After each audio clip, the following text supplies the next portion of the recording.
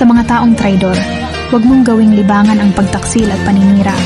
Dahil ang respeto at tiwala hindi mo mabibili kapag sinayang mo.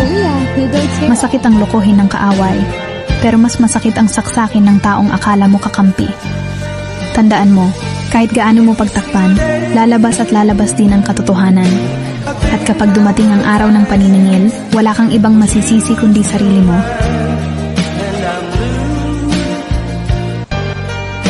Sa mga taong traidor, huwag mong gawing libangan ang pagtaksil at paninira. Dahil ang respeto at tiwala hindi mo mabibili kapag sinayang mo.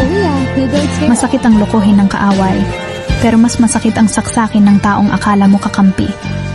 Tandaan mo, kahit gaano mo pagtakpan, lalabas at lalabas din ang katotohanan. At kapag dumating ang araw ng paniningil, wala kang ibang masisisi. Sa mga taong traidor, huwag mong gawing libangan ang pagtaksil at paninira.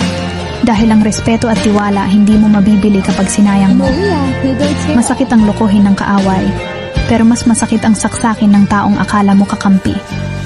Tandaan mo, kahit gaano mo pagtakpan, lalabas at lalabas din ang katotohanan.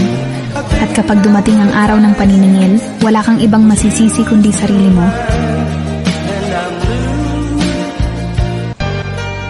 Sa mga taong traidor, huwag mong gawing libangan ang pagtaksil at paninira. Dahil ang respeto at tiwala hindi mo mabibili kapag sinayang mo. Masakit ang lokohin ng kaaway, pero mas masakit ang saksakin ng taong akala mo kakampi.